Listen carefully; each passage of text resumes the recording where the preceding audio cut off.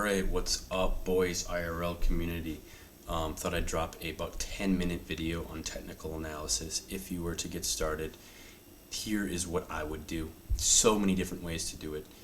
It's completely endless. The thing about trading is there's infinite possibilities on what you can do. I'm just going to go over some basics and kind of what I do. And again, what I do doesn't mean it's what you're going to do or what's right. It's just what I do. So I'll minimize this here, and we can first look at, we're going to be talking about cryptocurrency today. So this is Bitcoin spot, and as we see, we have a line of the price. Over on, if you watch my cursor, over on the right side here is the y-axis, and this is going to be our price. So as we move up and down, the price changes. Then our x-axis down here is time, so we can see that 2023 is here, 2024 is here. So we move around, time and price change at the same time. That is what a chart is. And essentially what this is charting is our speculation on the price of Bitcoin. So it has a price because we say it has a price. Price moves in certain directions based off of human emotions and how we trade it. So if I were to take this out of here, we can talk about what a candlestick is. So this is just a basic line, right here, basic line. And then there's many different ways we can watch the price move. The most common way is going to be just the classic Japanese candlesticks. Then there's also Heinicke Ashi, but we're going to talk about the classic candlesticks. So if we zoom in here, we can see that these are candlesticks. What's a candlestick? So a candlestick is kind of like a box and whisker plot. If we look here, it's got two little whiskers and a box. What does this mean? Because it's not the classic one that we learned in like 5th grade of the interquartile range and the outliers for charting graphs. It's a little different. So if we have a bullish candlestick, when price opens, it opens at the bottom of the candlestick, and when price closes, it closes at the top. When we have a bearish, which means price is going down within that time frame, price opens at the high and closes at the low. And then we have what's called the wicks, or the whiskers of each candlestick, and these are showing where the high is and where the low is in that time frame. So if we jump back over to our chart here, we're on the daily view. So each of these candlesticks represents a day in time. So if we were to take this candlestick here, this black one, this is price opened up here and closed down here. Within this day, it wicked up a little bit here and wicked all the way down here, but then decided to close here. So this can tell us a lot about where the market's heading, depending on our wicks, depending on our openings, depending on our closings. And we can get exact measurements. If we look up here in this corner here, we can see open, high, low, and close, and then percent change within that time frame. So now that we have kind of an idea of what each of these candlesticks is made out of, this is where we're going to chart. Some people chart here, I chart here. It gives a little bit more in-depth knowledge to what is happening to the price of an asset within a certain time frame.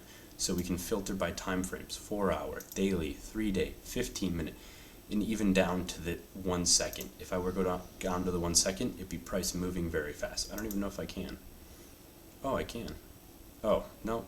You got to pay for the premium version to go down to a second. So tons of different ways for technical analysis. The most common and well known is going to be called support and resistance. So if we go a little bit further back in Bitcoin's history, this is going to be in summer of 2022. We can see price came here, and this is our line right here, which we kind of created back in here. We bounced off of once, twice, and then when we came to touch it a third time, we broke through. So now this line is resistance. If we drew this all the way across our chart, we can see here the next time we touch this line, it was respected as resistance. So this would be an opportunity to sell this asset in the favor of probability that the asset goes down in price.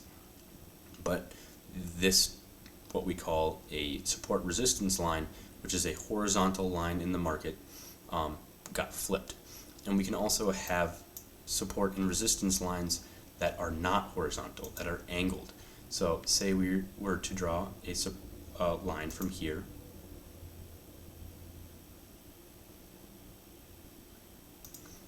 to here, which does not work, but we could use a little support line on the bottom. also known as trend lines. So if we were to draw a trend line here, we can see that this isn't a good trend line. I'm going to pop over to a different chart here so we can see a decent trend line. This is Ethereum, also on the daily chart, which I have a few things marked up that we can talk about. So I do mark out our highs and sometimes our lows, and then these boxes we'll get into, but here's a trend line that we can talk about here. So we formed this trend line, we broke through it. So now instead of using this trend line as resistance, we'd expect to use it as support, in which it used it 1, 2, 3, 4, 5, 6, 7, 8, 9, 10, 11 times before moving to the upside.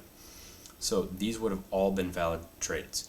The more we use a support and resistance line, whether that be horizontal or angled as in a trend line, the less probability it is that it's going to work out.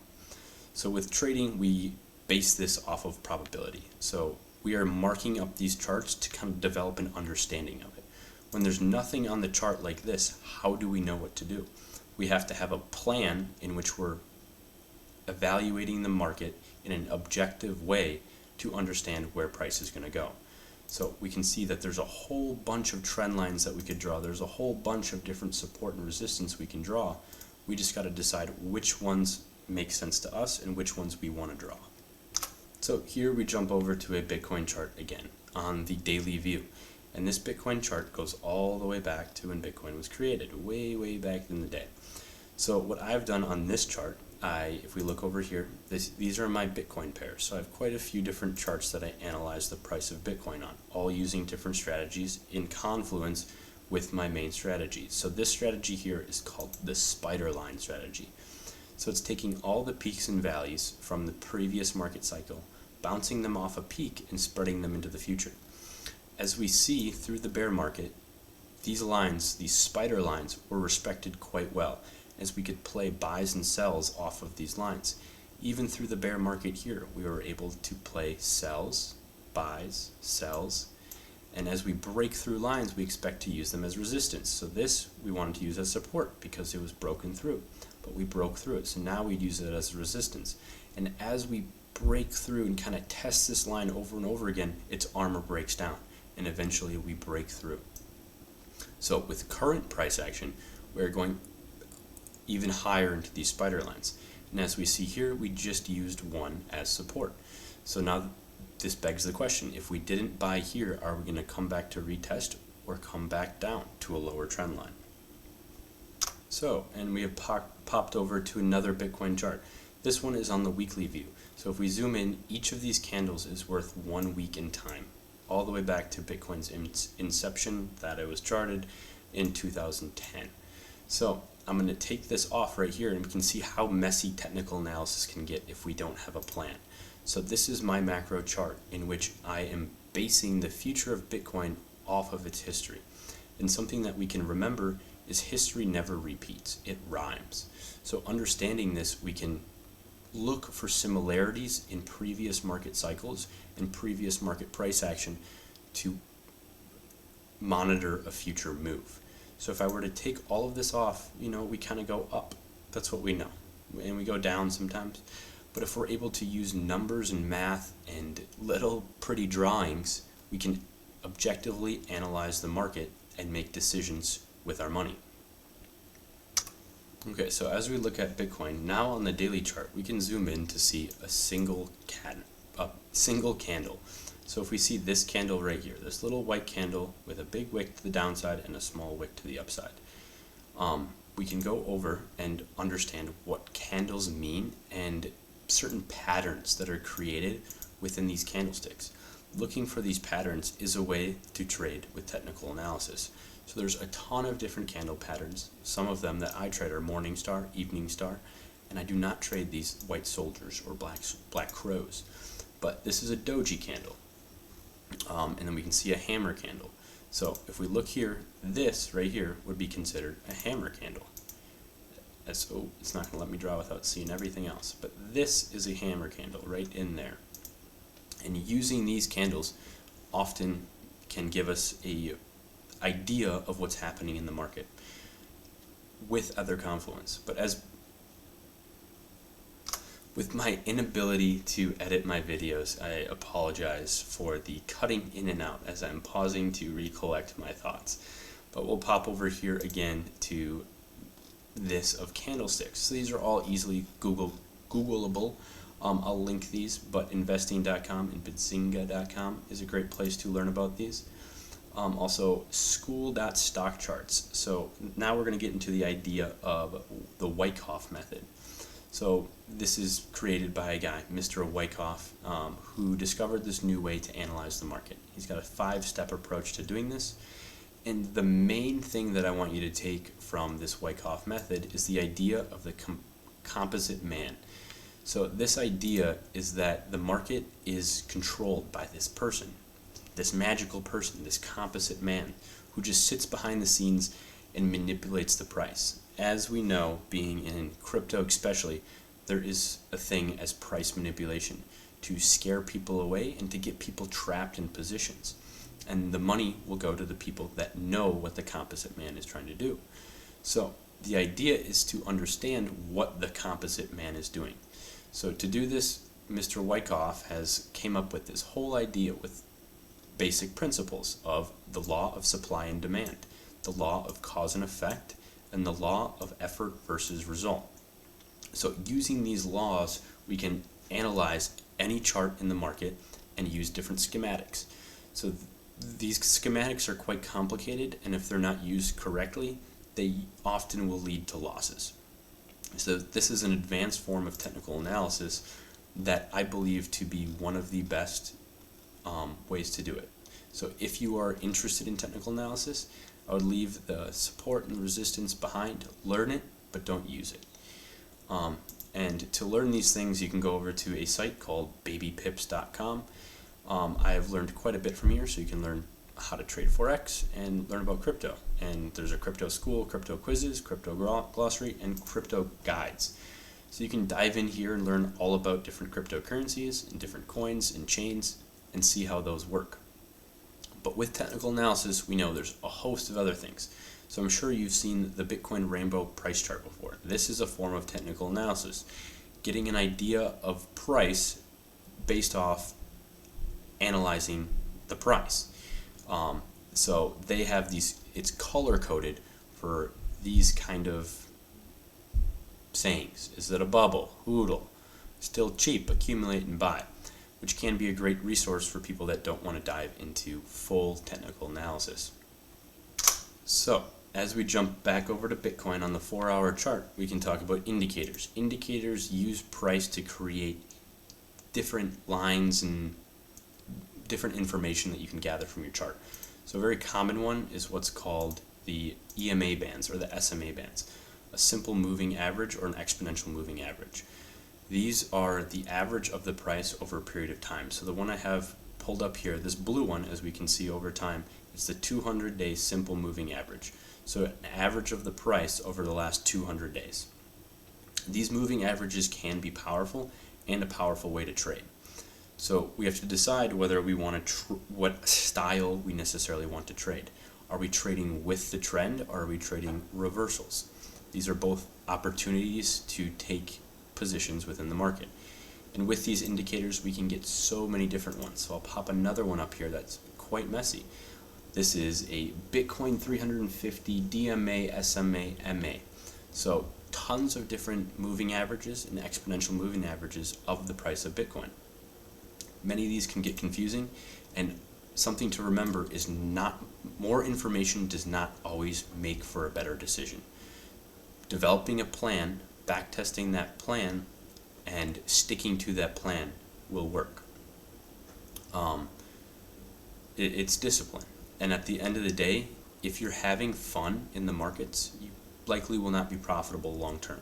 Trading is designed to be super fun and filled with dopamine to trick the average man.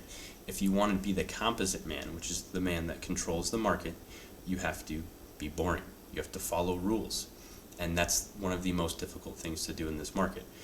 So I'm just going to come up here on when the bear market ended. So bear market ended in late 2022. At this point, my emotions were firing. and I was expecting a move up. And so we traded with Wyckoff to the top as we are now. And we can see here all of these little positions that I took in here, all of my analysis of the market, marking out most of these trend lines before price was there. So if we can kind of guess where price wants to be in the future, we can evaluate using probabilities how it's going to get there.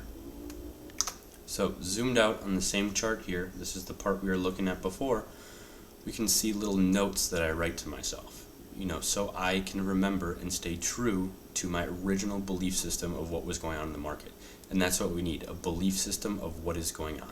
And at the end of the day, we're never going to know exactly what's going on in these markets, but if we can have an idea and objectively analyze the price action, we can decide based on probabilities what is going to happen to price.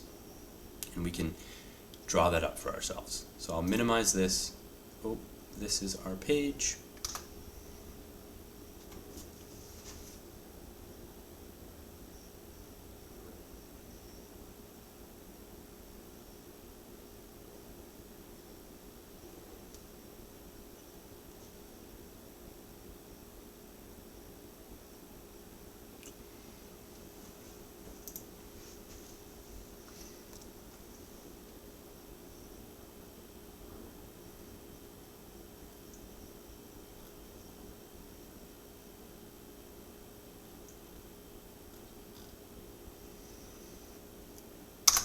Something that I didn't preface before was technical analysis and how it can be used. I gave a definition, this is probably better, but I love how they put it here that technical analysis is a trading discipline, and it's used to analyze statistical trends gathered from trading activities such as price movement and volume. Unlike fundamental analysis, fundamental analysis does not require as much discipline as technical analysis, in my opinion. This is also on Investopedia.com, great for definitions and getting to understand what these terms mean. I will also link this below the video so you can discover what technical analysis means. So, I can provide a small bit of technical analysis on current price action of Bitcoin and the broader cryptocurrency market. So right now here we're on the daily view. As we see here, this was a buy zone that I had marked up back in February, and it was never tapped into.